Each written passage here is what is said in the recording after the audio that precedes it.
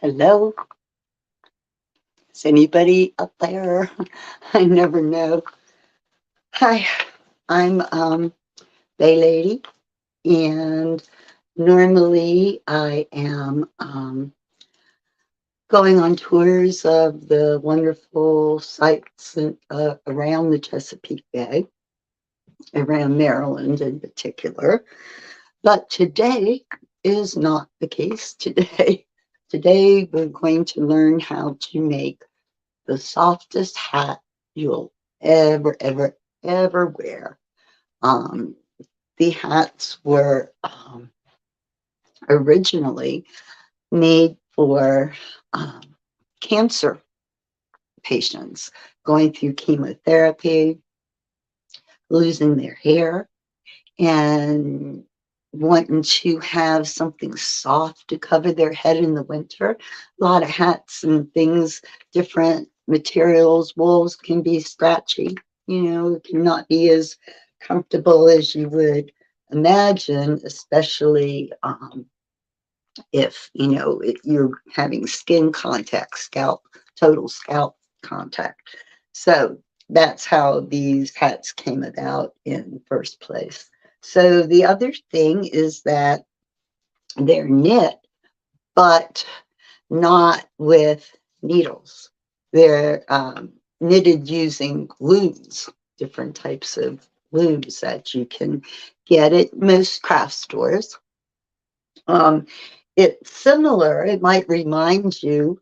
I don't know if you did this as a child, but we used to make little knitting things out of empty wooden spool, and we would take four tiny little nails and uh, hammer them into the top of the spool, and then you would take your yarn and just kind of weave it through those four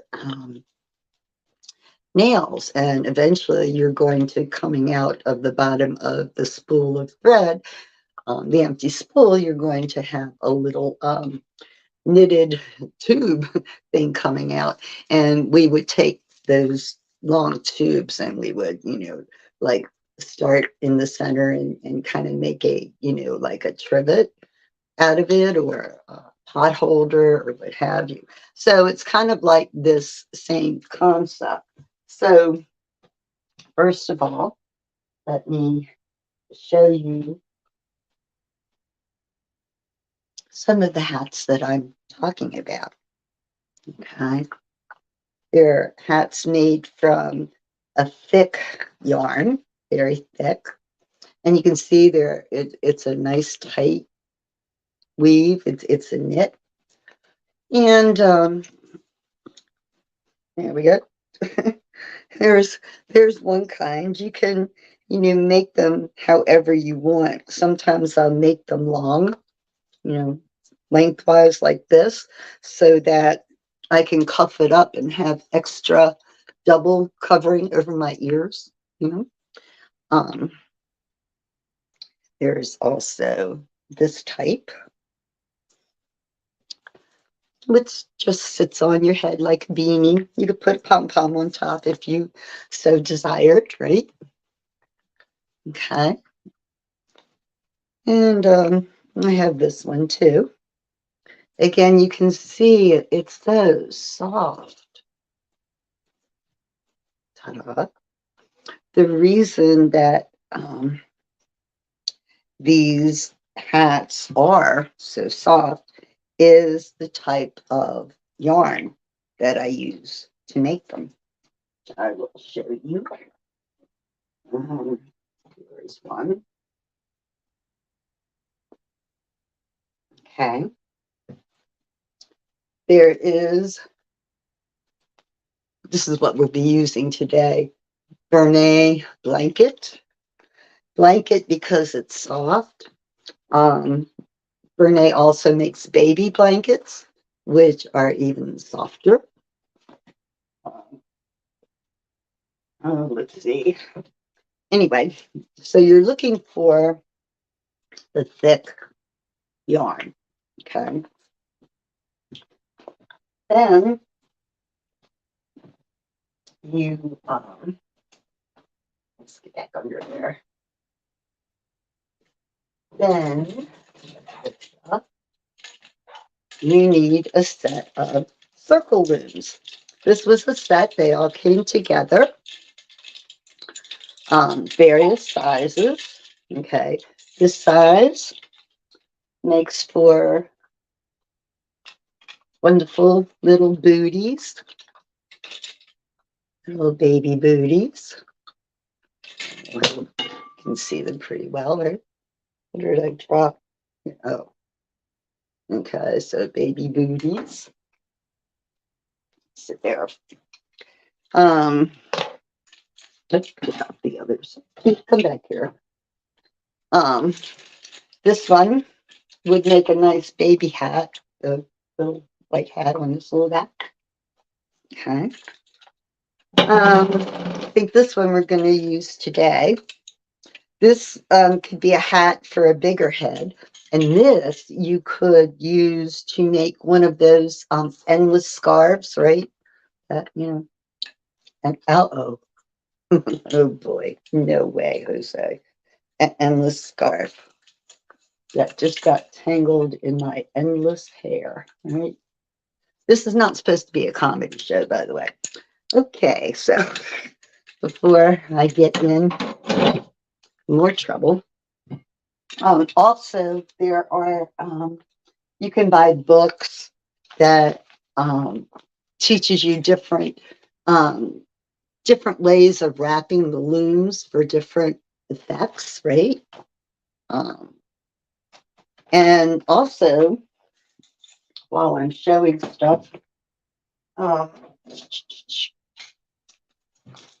there's also these type of looms as well, the rectangular ones. These are great for making scarves. This scarf was made on this loom. This is a shawl. Oh, ooh, ooh.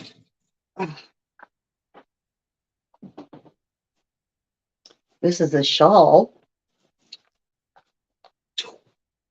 A nice, warm, soft shawl made with baby blanket yarn, right? And done with this. I got it wide by starting on this peg, wrapping it around, and continuing on that side, and then doubling back as opposed to keep going around. Anyway, that is for a later tour. And it's too hot to wear this scarf today because I am in Baltimore, Maryland, where the expected temperature today is to be 85 degrees. So it's a bit much, right? All right. There's other things that you can make with these looms as well. Oops. Okay, so we've got this one, which will make an open weave scarf, like so. These you can extend also. There's clips that come with this, so you can like make a line of several of these to make a longer product. And the very last thing that I want to show you before we get started is my chunky blanket. Check this out. I've seen these retail in the stores for 85 bucks. And I think that was for a single blanket. This one is a double. And again, soft, so soft. And knitted, but without a loom and without a needle. It's called arm knitting. And this will get its own special tour to explain that. But very interesting piece of work here, right? Okay. All right, now as promised, I will show you how to make a hat. So let me see. All right. The looms come with these tools with hooks that help you um, flip the yarn over the pegs, as I'll show you. Um, I'm going to make the camera come down a little bit here. Nope, that's up. Oh, that's going to come down. Oh, no, no, no, no, no, no, no. Oop.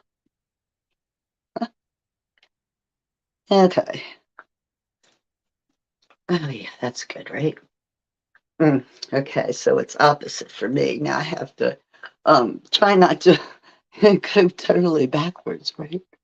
All right, just a little bit more here. All right, here we go. First things first. Whoops. There we go. All right. Oh, yay. You don't have to see my face. All right. I'm going to just make a half knot here, like so. Okay. And on every loom, there is a place to start. There is a marker, a single little peg that identifies where you started your first round, your first row of stitches. Okay, so what I've done, I always use the marker. I always start with the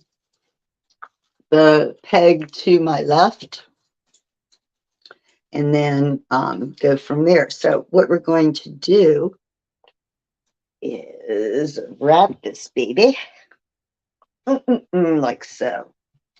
Okay, so let's see, just hold it up like this and you can see I'm just kind of, wrapping it around each peg, wrapping it loosely, not like, flopping loose, but don't be pulling it tight either. Oops. It's so simple to go all the way around like so.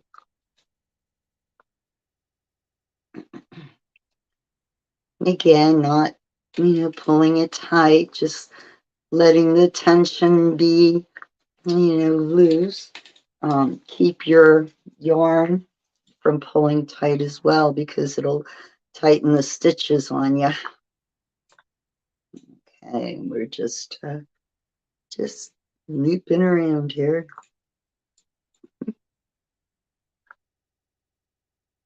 All right, now, okay, here we are back at the peg, the marker, our beginning, and you can see that we've wrapped all of the pegs, right? Okay, so now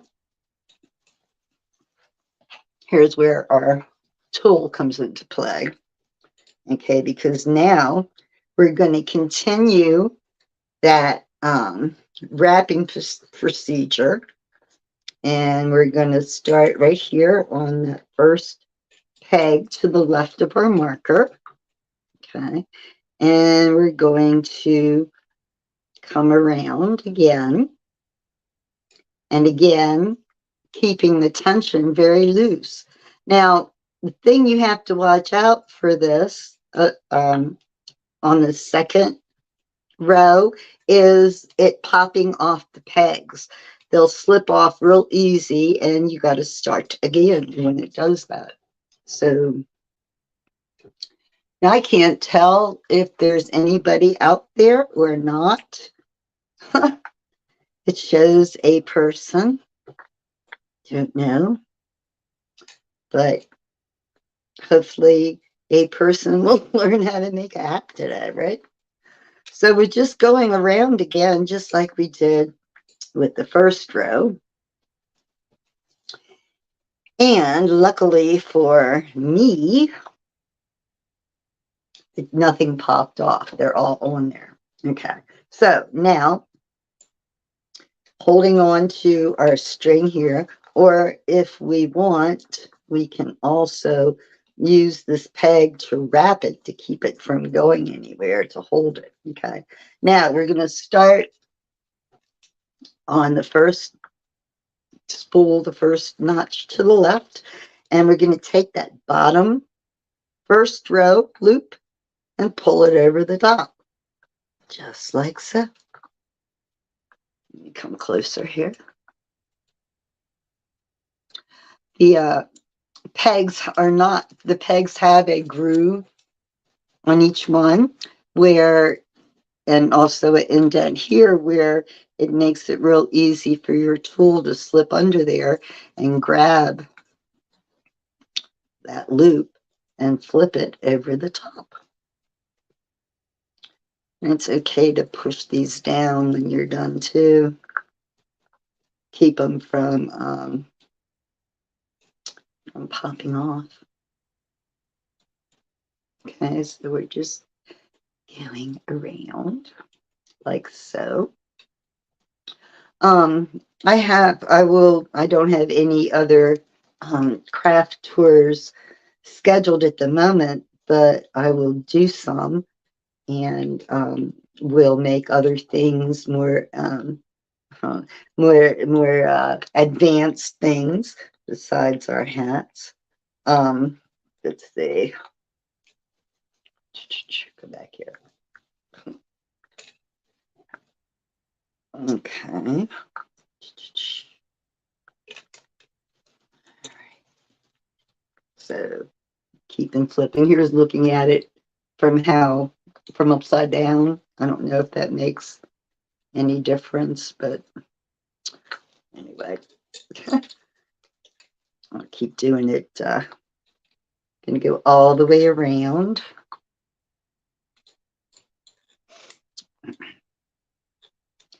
These hats don't really take long to make.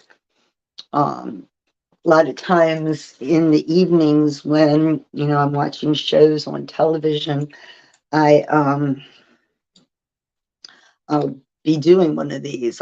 Sometimes I need some busy work for my hands while I'm sitting there watching, and I can do a hat in a day watching a couple shows.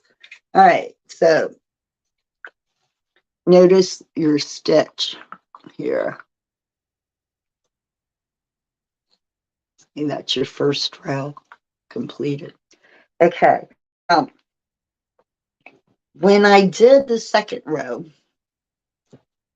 I came all the way around. Okay. That is the preferred way. That is how they show you how to do this when you watch the videos. Okay. And you'll recall I mentioned a couple of times, be careful not to let your stitches pop off, which can be disastrous. So what I've learned myself is to do these individually, okay, which is what I'm going to show you now. Instead of going through, okay, row 3, wrap, all the way through, no, okay. I'm going to wrap and flip, wrap and flip. Notice doing it this way, nothing is going to escape. Nothing is going to flip over the top. Okay, it's just not going to happen. This is how I do all my rows. Okay, I showed you the second row the way the experts ask, but this is the way that works best for me.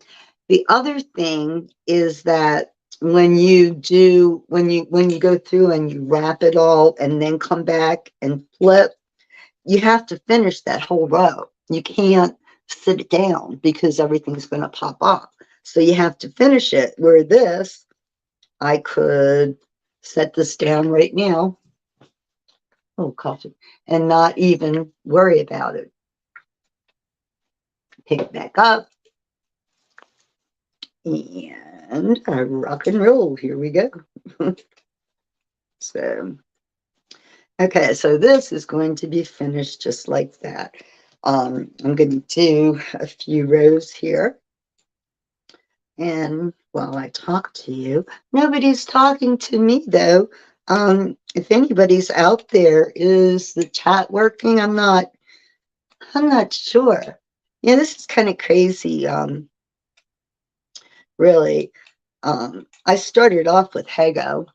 I was a Hago guide for 6 months and I was having a great time. Oh gosh, I was loving it. I like Hago. I was having, a really good time. I didn't know I wanted a dream job, but I found one when I wasn't even looking, right? So I really, was upset when they folded, when they, went down. They couldn't afford to run free tours anymore, and charging for the tours they felt would go against their whole brand. So they removed themselves from the market. And that left about, I don't know, I think several hundred, well, no, not several hundred, probably a couple thousand guides homeless, right? And nowhere to go. And so I didn't want to stop because I was having a good time. So I am trying it on my own. And it's not easy, really, because I liked the idea. Hago did our marketing. Okay, I'm starting another row here. There's my peg. All right, so we're on another row, and you can see the designs of the hat forming. You can reverse these hats too. Depends on, what kind of stitch you like, the front stitch or the back stitch. Anyway, back to Hago, or lack of Hago.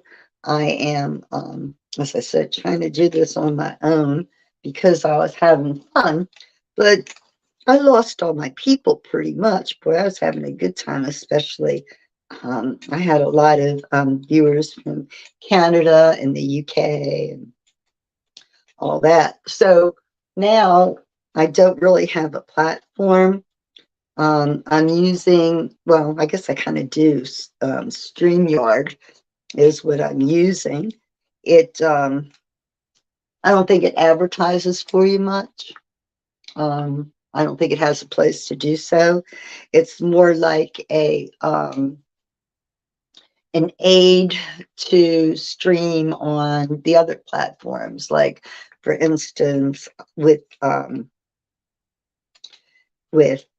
StreamYard right now, I'm streaming on Facebook and on YouTube simultaneously, which I guess is pretty good. I mean, so what I do then is when I go on to Facebook and YouTube and I promote my tours, and once I have them scheduled with StreamYard, then it pops up in Facebook that I'm going live on such and such a date. And I believe it does the same thing on YouTube. So, but that is the extent of my my tours now at the moment. That's how I'm doing them. So I just been telling everybody, if you like my tours and you want to see them, you want to stay in touch, I'm posting everything on my Facebook page, The Bay Lady, and that's the first place I'll post my tours and such. And then also I post them on YouTube. And let's see what else. Yeah, I mean, I guess it's working. I don't know. I don't know if anybody's out there watching this. Nobody is talking to me. So I will just keep right on knitting here. This I'm probably going to cut short for time restraints, and it's going to end up being more like a ear warmer, head warmers. I don't know what you call them, but I'll show you after a while here as we do this. So anyway, there was a brand that is kind of like Hago, not exact, but similar. Some of the things that Hago didn't have, and some of the things that they did. However, it hasn't gone live yet. It's still in the testing stages. So I am patiently waiting for that to occur, for them to be ready for me and my tours. So more about my tours, my regular tours as the Bay Lady. For instance, this Wednesday, I am going to Fort McHenry. Oh man, that is such a neat place. It's the place where the Battle of Baltimore occurred. It's the place that inspired the writing of the Star Spangled Banner, oops, our national anthem. Okay, look what I did. I popped off two by mistake. So, easy fix, really. Oops, almost. Wait a minute. Gotta get it back on here. Righty dude. In you go. All right. There we go. Ta-da. Easy fix, especially when you're going around the one-on-one. You know, it's when I was out in the business world, I had an employee that had a lot of cute little, sayings. She'd be like, "Work smarter, not harder," and things like that. And she was one for. She was focused on efficiency, and another of the things that she used to say was, "Let the hands touch it once. Don't go back and touch again." For instance, when they were entering information in the computer, uh, one clerk maybe was assigned to, handling this type of information, another clerk assigned to this type of information.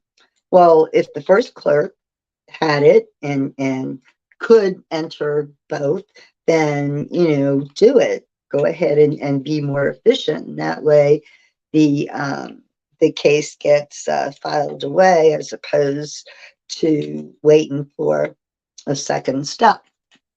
So that's kind of how I look at this, just doing it one at a time. That way, less cause for error. So, and again, it enables you to be able to sit this down and walk away from it and come back and pick up easily where you left off.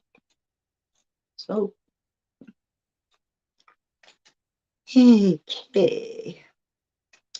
So we just keep going around and around. Okay. You can see it is monotonous, right? It's monotonous.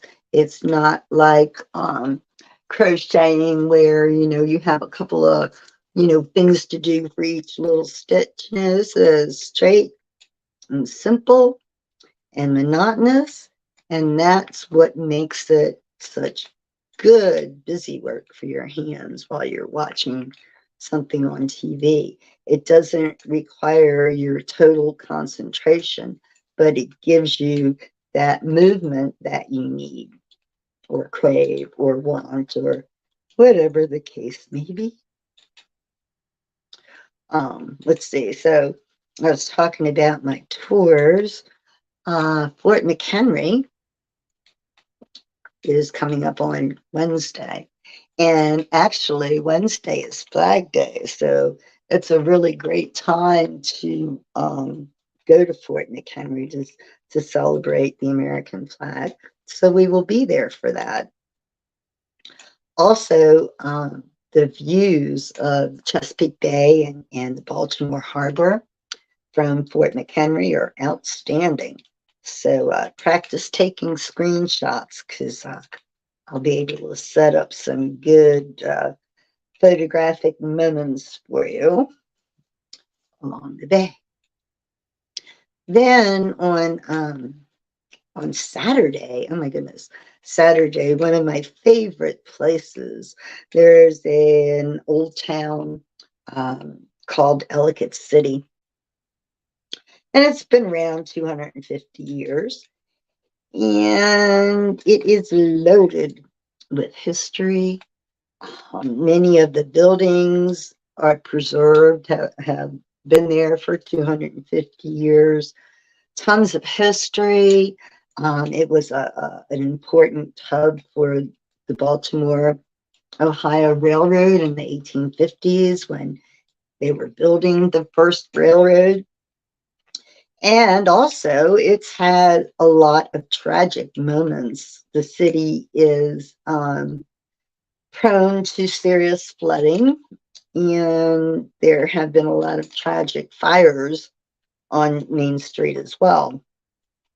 And so, Ellicott City is a popular hub for paranormal experts.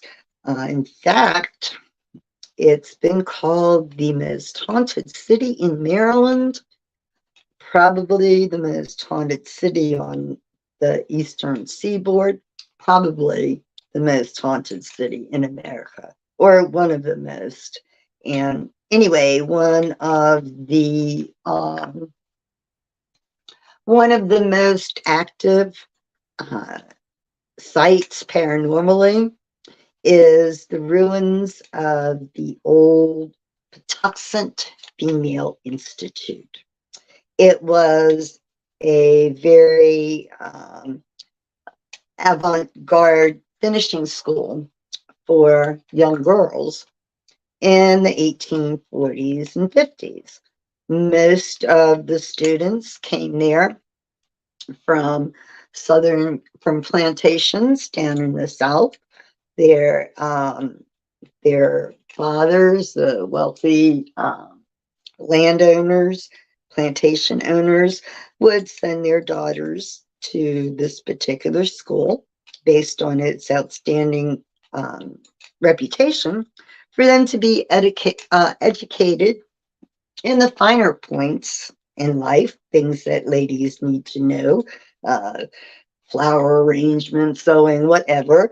But also, they were taught math and music and other things that were kind of ahead of their time as far as women went. So anyway, the school prospered, and then along came the Civil War, and that pretty much put the kibosh on that. The school, it was never a school again. World War I, 1917, it was a hospital for wounded combat soldiers. It was a hotel at one point as well. And eventually it was abandoned and left to ruin, and it burned down. And later was restored somewhat. You'll see they didn't put the whole building back together. It's what's called stabilized ruins, where you can see what once might have been. Building made out of stone, so that is primarily what you see. It's used for outdoor plays and weddings and things of that nature today. But anyway, Saturday we'll be there. It just opened on weekends, and on Saturday, this coming Saturday, a week from today, we will be going to the Patuxent Female Institute, and we will take a tour, walk around the grounds. I'll tell you about life at the school, what it was like for these hybrid young ladies that attended school there. And we'll also talk about the resident ghost right? Miss Sarah Vanderloo, and we'll learn her story. And who knows, maybe we'll run into her there as well. Then, let's see, yeah, tomorrow, Murder Mystery Theater has returned. Yes, I am a murder mystery fanatic. Okay, and tomorrow I will be presenting a play by Jack Patchua, the murder mystery guru, a play called Death is a Cabernet, Old Chum.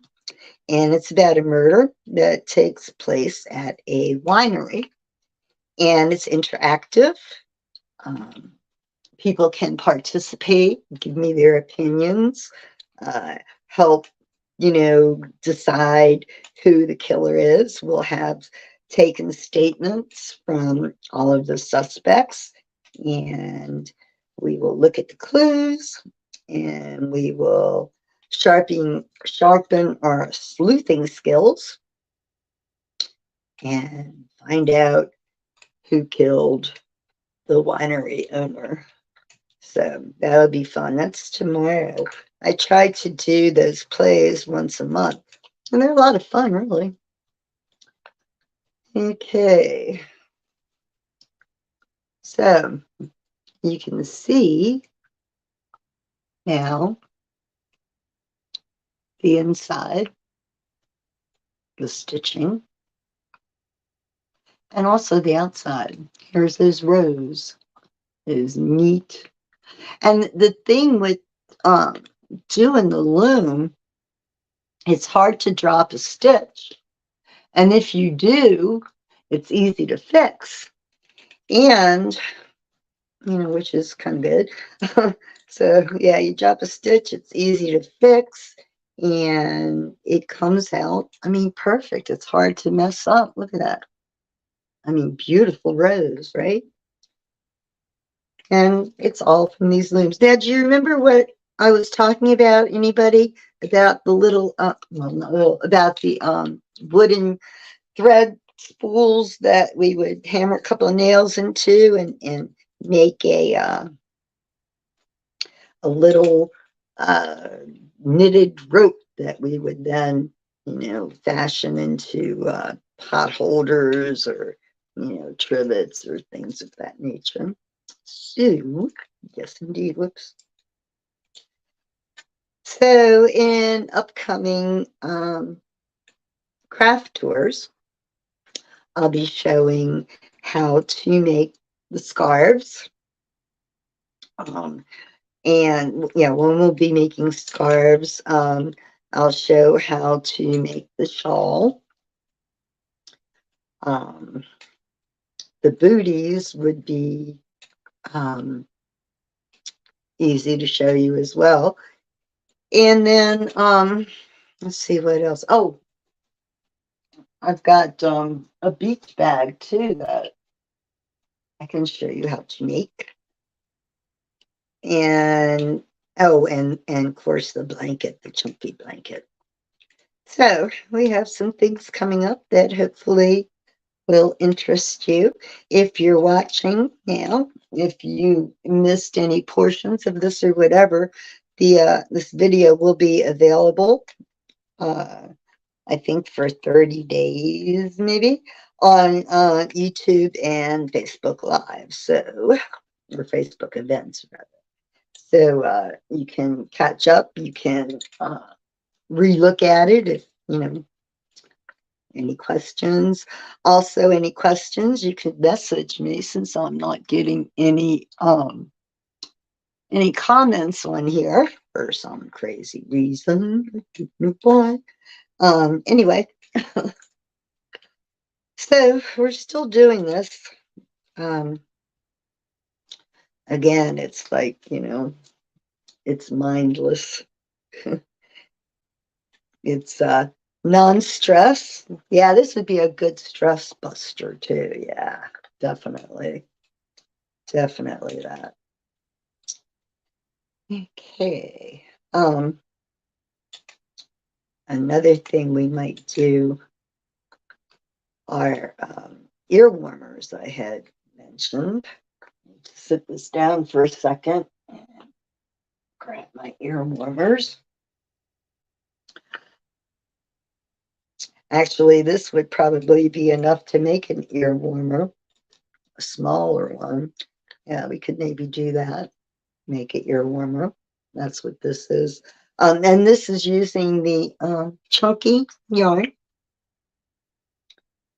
This one was made on the loom using regular yarn, just some yarn that I happen to have that I liked. And same, whoops, and same with this. These are soft too, and they're have a bit more I don't know strength to them. I think these are just so soft, incredibly soft. So I think we might start to take this off maybe. If you like what you see as far as these crafts, and actually my other tours as well, I hope you'll join me on my live ones, my live streams. But you could really help me out by liking me on my Facebook page, The Bay Lady, and also same on YouTube. If you could, follow me, subscribe, whatever, that would be great. Also, if you like what you see, this is a tip-based tour, which means I don't get paid for this. I exist off tips from my followers, and that's what helps me buy the materials to do this, and the gas for my car, whatever, to go on some of the tours around Maryland and stuff. So you could find me at Buy Me a Coffee, and again, The Bay Lady. And I have a link to that on my Facebook page, I'm sure. So you could help me out that way as well. So we are continuing here with our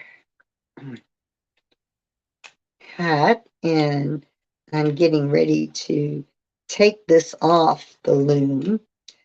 I'll show you how to do that.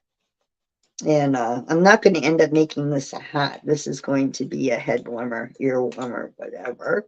But I'll show you taking it off the pegs is the same way, regardless of whether you're making a hat or a head warmer. It's what happens afterwards that makes the difference. So we're going to get ready to do that. I'm almost up to that beginning notch again. Like so. Almost there. This is a relaxing Saturday morning. We have going to be a hot day today, and our air quality is improving. We have been under an orange alert, which is very unhealthy here for the past couple of days. There are forest fires in Canada raging, and the smoke from those fires, unfortunately, is affecting our atmosphere and our air quality. So I haven't been out of the house for a couple of days. I had a tour on Friday that I was going to do about Baltimore's Inner Harbor Promenade, but I canceled that because the pollution in the city is bad enough without forest fire smoke. So I will reschedule that. Haven't yet, but I fully intend to in the very near future. So, all right. So what we're going to do now, we're going to remove this. And generally, you want to leave a nice tail of yarn. We'll see why in a minute. And generally, what I do is to make sure I have enough. I make sure it's enough to wrap like 1.5 times. And what did I do with the scissors? I just had. Oh, there. Okay. All right, so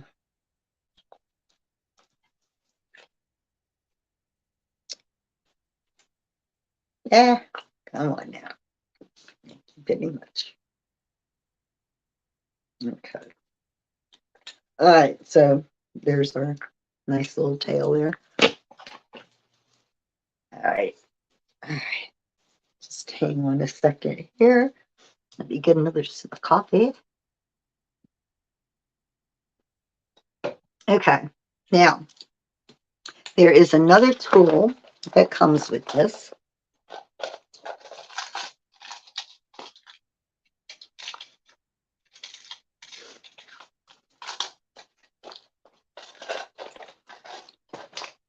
It's a tiny little plastic needle.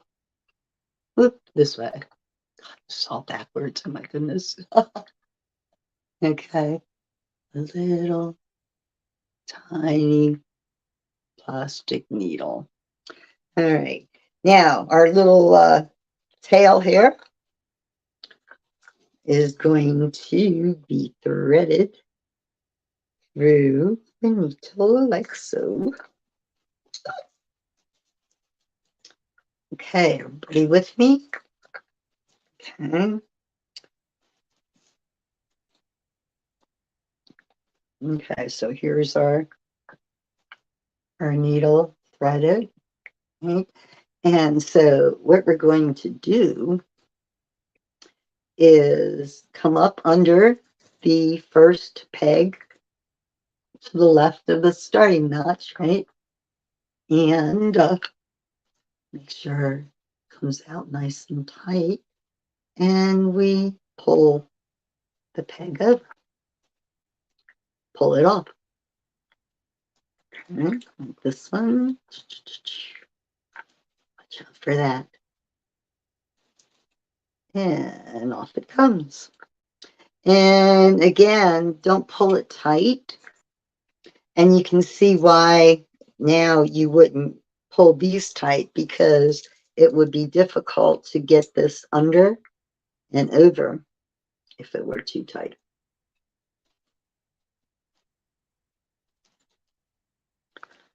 And also watch your, see, I got that.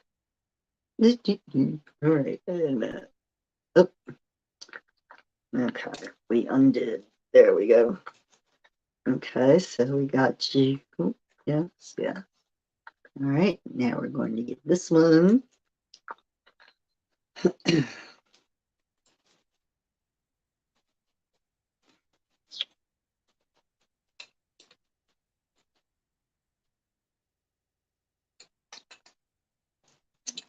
Okay.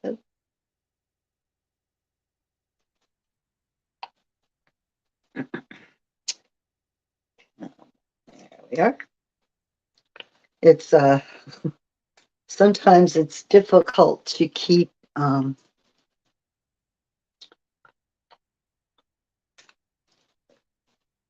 it all straight. So, but like I said, luckily it's a very, very simple process, just monotonous. But the result is anything but simple.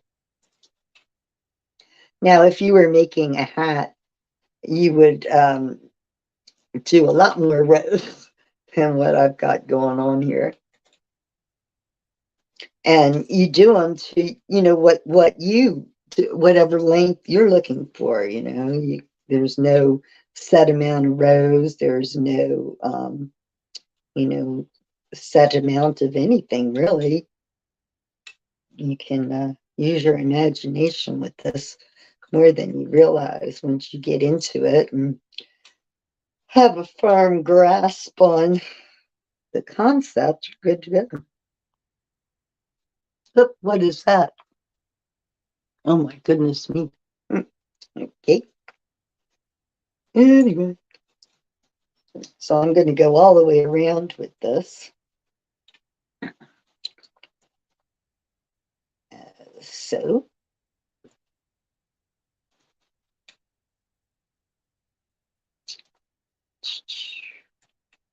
Ah. Oh, another tour that I do that's pretty popular is a Beatles trivia tour. I have a deck of cards called Beatles Significa, a trivia game.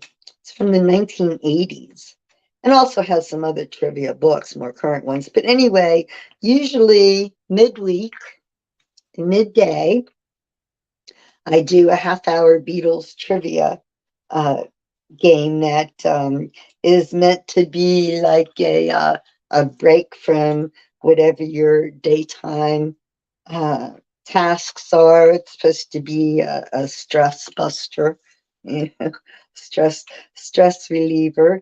Just 30 minutes on your lunch hour of thinking of Beatles. Hell, what could be better than that? So keep looking for that. I will be scheduling one soon. I did one last week, I think. So, oh, and also another little 30-minute thing I do, same idea to get you away from your normal activities. We do minute mysteries, 5-minute mysteries, 3-minute mysteries, just a half hour's worth of figuring out who done it. You know, a short version of my longer mystery theater presentations. So they're always fun too. So I've got a lot of good things coming up. Um, and my hope is that a lot of people enjoy, you know, these things that I'm showing you, all the coolest places in Maryland and some really neat craft ideas. Um, and I hope you'll enjoy it and support me. As I said earlier, my tours are tip based. That's what Hago did, and that's what I'm still doing. But you know, as long as I'm covering my expenses, you know, that's all I ask. That is all I need. My time is yours. Anyway, we've only got a few more stitches here to take off, and you will see the almost finished product.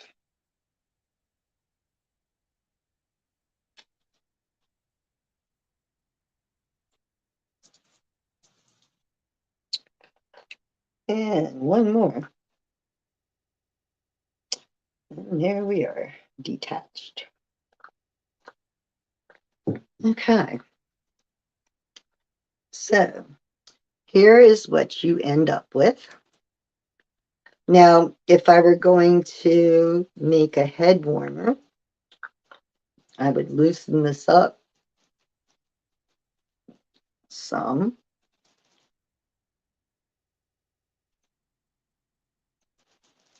So that it's as wide as the side that you started for continuity, like so. Oh, let's see here.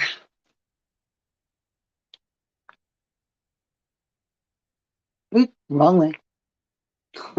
One of these days I'll get my directions right. Anyway, all right, let's check it out.